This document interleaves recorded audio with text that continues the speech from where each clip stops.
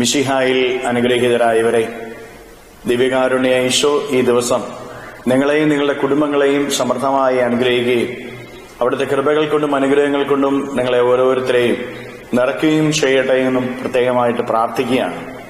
ഈശോയുടെ സംരക്ഷണവും സഹായവും ഈ ദിവസം മുഴുവനും നിങ്ങൾക്ക് ഓരോരുത്തർക്കും ലഭിക്കട്ടെ. തിരുസഭ വലിയ നോമ്പിലേക്ക് പ്രവേശിക്കുകയാണ്. ഈശോയുടെ പീഠാസഹനത്തെക്കുറിച്ചും കുരിശുമരണത്തെക്കുറിച്ചും ഉദ്ധാന രഹസ്യങ്ങളെക്കുറിച്ചും നമ്മൾ ഓരോരുത്തരും ധ്യാനിക്കേണ്ട, പ്രാർത്ഥിക്കേണ്ട ദിവസങ്ങളാണ് ഇനിയുള്ള ദിവസങ്ങൾ. ഇന്ന് തിരുസഭ വിഭൂതി തിരുനാളായിട്ട് കൊണ്ടാടുകയാണ്. വിഭൂതി തിരുനാളില് നമ്മൾ പ്രത്യേകമായിട്ട് ചാരം പൂശി മനുഷ്യ നീ പൊടിയാകുന്നു, പൊടിയിലേക്ക് തന്നെ മടങ്ങും എന്ന് നമ്മെ ഓരോരുത്തരെയും ഓർമ്മിപ്പിക്കുന്ന ദിവസമാണ്. നമ്മുടെ ഓരോരുത്തരുടെയും ജീവിതത്തിന്റെ ക്ഷണികതയെക്കുറിച്ച് നമ്മൾ ധ്യാനിക്കണം. ചുരുങ്ങിയ നാളുകളെ ഉള്ളൂ നമ്മുടെ ജീവിതത്തിന്. എത്ര നാൾ ഈ ഭൂമിയിൽ നമുക്ക് ജീവിക്കാനായിട്ട് സാധിക്കുമെന്ന് നമുക്ക് ആർക്കും അറിഞ്ഞുകൂടാ. പ്രിയപ്പെട്ടവരെ, അത്രമാത്രം ക്ഷണികമായ നമ്മുടെ ഈ ഭൂമിയിലെ ജീവിതം നന്മയുടെ ഒരു ജീവിതമാക്കി മാറ്റണം, സ്നേഹത്തിന്റെ ജീവിതമാക്കി മാറ്റണമെന്ന് ഈ തിരുനാള് നമ്മെ ഓരോരുത്തരെയും ഓർമ്മിപ്പിക്കുകയാണ്. ചുരുങ്ങിയ സമയത്ത് നമുക്ക് സ്നേഹിക്കാനുള്ള ഒരു മനസ്സ് രൂപപ്പെടുത്തുക. നമ്മുടെ സഹോദരങ്ങളെ, അയൽവക്കക്കാരെ, ദൈവത്തെ സ്നേഹിക്കുന്ന ഒരു മനോഭാവം, നമ്മെ തന്നെ സ്നേഹിക്കുന്ന മനോഭാവം.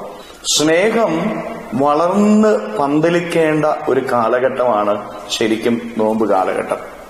എല്ലാറ്റിനുമുപരി ദൈവത്തെ സ്നേഹിക്കുക, നീ നിന്നെപ്പോലെ തന്നെ അയൽക്കാരെ സ്നേഹിക്കുക. ഈ ഒരു വചനം ഈ നാളുകളില് നമ്മുടെ ജീവിതത്തിന്റെ കേന്ദ്രമാക്കി മാറ്റണം. സ്നേഹത്തിൽ വളരേണ്ട ഒരു കാലഘട്ടമാണ് ഈ നോമ്പിന്റെ കാലഘട്ടമെന്ന് നമ്മൾ ഓരോരുത്തരും തിരിച്ചറിയുക. കാരണം ഇത് വെറുപ്പിന്റെയും വിദ്വേഷത്തിന്റെയും പകയുടേതുമായിട്ടുള്ള ഒരു നാളുകളിലൂടെയാണ് നമ്മൾ കടന്നു പോവുക. അങ്ങനെ ഒരു നാടായി നമ്മുടെ നാട് മാറിക്കൊണ്ടിരിക്കുക. മതത്തിന്റെ പേരില് പ്രശ്നങ്ങളിൽ നമുക്ക് കാണാൻ സാധിക്കും. അതുപോലെ തന്നെ മനുഷ്യർ പരസ്പരം വെട്ടിച്ചാകുന്നതും വെട്ടിക്കൊലപ്പെടുത്തുന്നതും മുറിവേൽപ്പിക്കുന്നതും നമ്മൾ ഇന്ന് കാണുന്നുണ്ട്.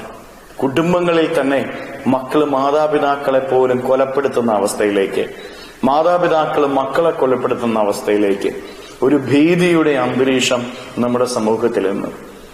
ഈ കാലഘട്ടത്തിന്റെ ഏറ്റവും വലിയൊരു പ്രത്യേകത ഈ ഭീതിയുടെ ഒരു അന്തരീക്ഷമാണ് എങ്കിൽ അതിനെ മറികടക്കാൻ സ്നേഹത്തിലൂടെ മാത്രമേ നമുക്ക് സാധിക്കുകയുള്ളൂ. വെറുപ്പിന്റെയും വിദ്വേഷത്തിന്റെയും പകയുടേതുമായിട്ടുള്ള ഒരവസ്ഥയിലൂടെ സമൂഹം ഇന്ന് കടന്നു പോകുമ്പോൾ നമുക്ക് എല്ലാവരെയും സ്നേഹിക്കുന്ന മനോഭാവത്തിലേക്ക് വളരുവാനായിട്ട് സാധിക്കണം.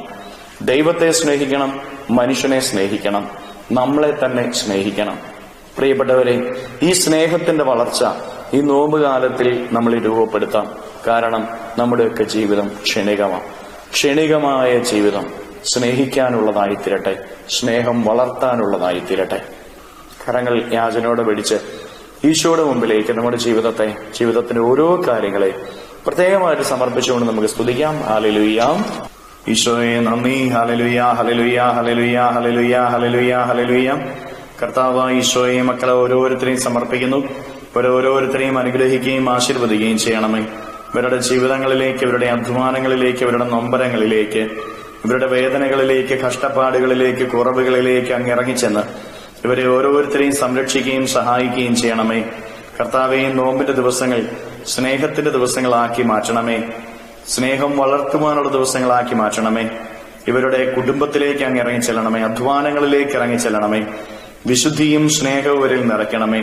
കൃപ ഇവരിലേക്ക് ഒഴുകട്ടെ. ഈശോയെ, ദിവ്യകാരുടെ താൽ ആശീർവദിക്കുമ്പോൾ ഇവരിൽ നിന്ന്, ഇവരുടെ ഭവനങ്ങളിൽ നിന്ന്, ഇവരുടെ അധ്വാന മേഖലയിൽ നിന്ന് സർവ്വ തിന്മകളും ബന്ധനങ്ങളും കെട്ടുകളും പിശാചിന്റെ ഉപദ്രവങ്ങളും നാരകീയ ശക്തിയുടെ പ്രവർത്തനങ്ങളും നിർവീര്യമായി തീരട്ടെ എന്നും അപ്രകാരമുള്ള എല്ലാ കെട്ടുകളെയും ബന്ധിച്ച് ബഹിഷ്കരിക്കുകയും സകല പീഡകളും ഇവരിൽ നിന്ന് വിട്ടുപോവുകയും ചെയ്യട്ടെ എന്ന് കൽപ്പിക്കുന്നു. Hallelujah, hallelujah, hallelujah, hallelujah. നിത്യം പിതാവും പുത്രനും പരിശുദ്ധാത്മാവുമായ സർവേശ്വര എന്നേക്കും ആമേൻ.